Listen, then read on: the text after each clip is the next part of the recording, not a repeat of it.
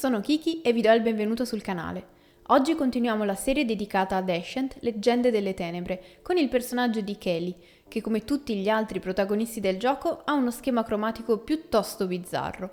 Lei è protetta da una grande armatura dorata con elementi chiari e altri piccoli dettagli rossi. Non perdiamo altro tempo e cominciamo subito. Come vedete, come per i precedenti protagonisti, anche su questo modello ho dato il primer zenitale, quello composto da nero, grigio e bianco. Per evitare di fare ulteriori strati di colore e per aiutarmi con i colori più chiari, ho deciso di fare comunque con questo primer, anche se per gli elementi principali di Kelly, ovvero l'armatura metallizzata, era sicuramente più indicato il primer nero, che valorizza i pigmenti metallizzati. Ma dato che comunque farò diversi passaggi cromatici di colore metallizzato, avremo comunque lo stesso risultato. Partiamo stendendo il colore di base per il viso, unico elemento privo di armatura.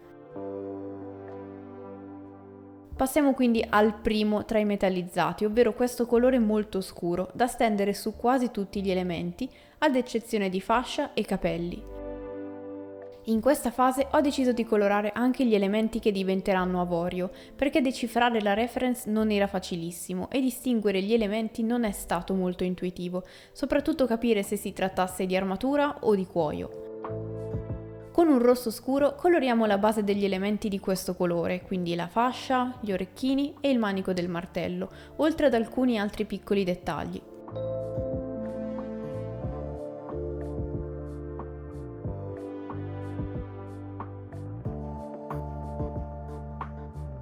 Per i capelli usiamo Wool Red di prima, ma scurito con una punta di nero.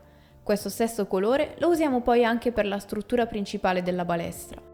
Per queste miniature stiamo seguendo una pittura a livello gioco un po' più valorizzata, quindi cerchiamo una pittura semplice ma d'effetto.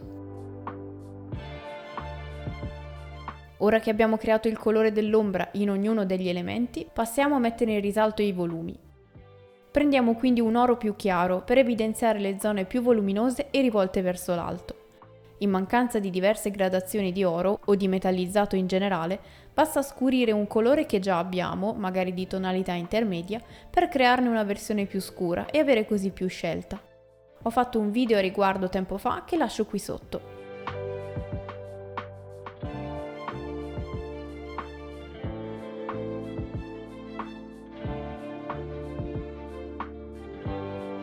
Facciamo un lavoro simile anche per gli altri elementi, partendo da quelle parti che nella reference sono molto chiare, quasi bianche.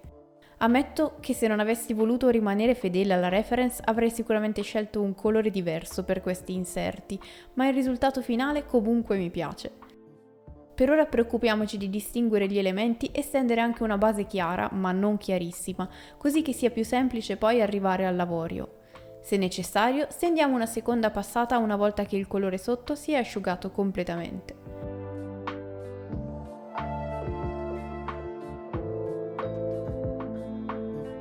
A questo punto ne approfitto per rifinire alcuni elementi che avevo lasciato indietro, come la sacca legata in vita e la corda della balestra, per i quali usiamo lo stesso colore dei capelli.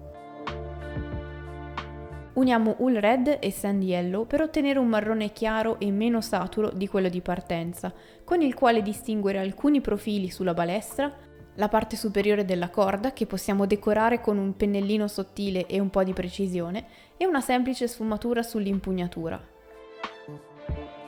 Con Wool Red puro andiamo a creare un primo volume più chiaro per i capelli, lasciando ovviamente alcune parti scure. Per il viso uniamo Beige Red al colore di base, così da arrivare gradualmente a un colore più chiaro. Con la tonalità appena creata mettiamo in risalto i lineamenti più sporgenti collocati nella parte alta del viso.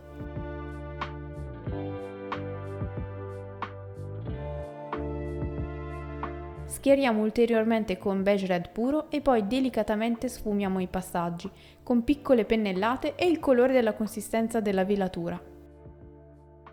Possiamo anche riprendere i colori usati e passare tra uno e l'altro se ci capita di modificare la bozza di ombre e luci, ma cercando sempre poi di rimanere coerenti con quello che avevamo segnato.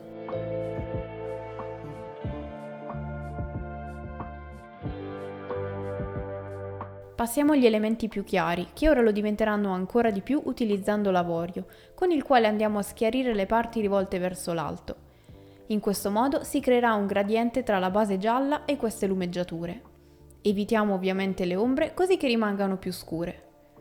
Per lo scudo, essendo piatto, cerchiamo di schiarire la parte centrale, anche con 2 passate se necessario, per poi sfumare lo stacco con un colore intermedio creato al momento. In questo modo una decorazione molto banale diventa un pochino più interessante.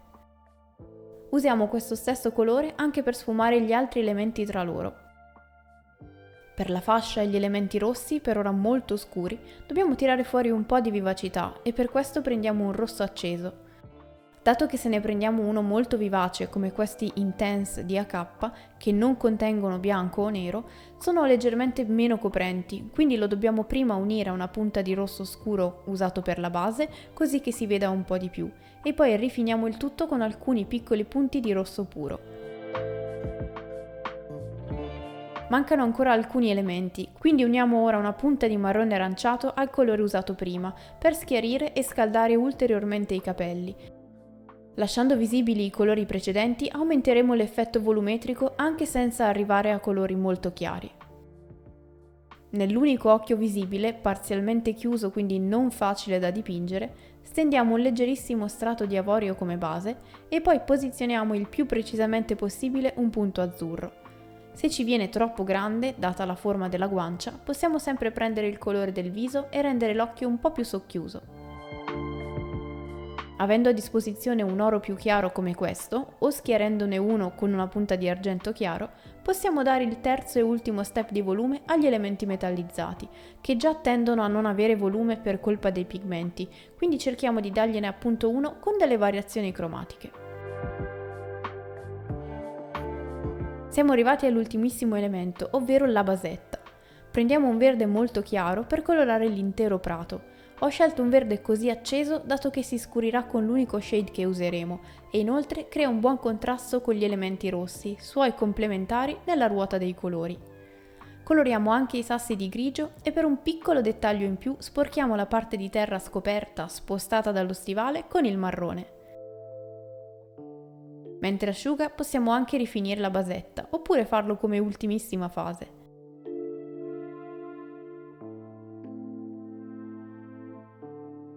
Prendiamo quindi uno shade verdognolo come il mio amato Coelia Green Shade che stendiamo sull'intera basetta.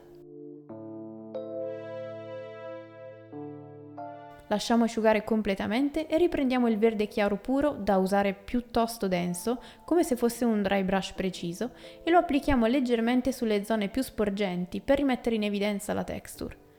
Facciamo lo stesso con qualche pennellata anche sui sassi e abbiamo concluso la nostra Kelly. Spero che questo video vi possa essere utile sia che stiate dipingendo Descent sia come semplice spunto per altre miniature.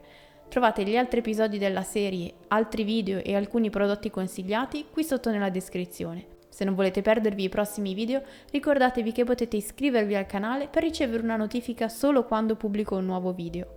Io vi ringrazio come sempre di aver visto il video fino alla fine, vi do appuntamento al prossimo e fino ad allora siate creativi!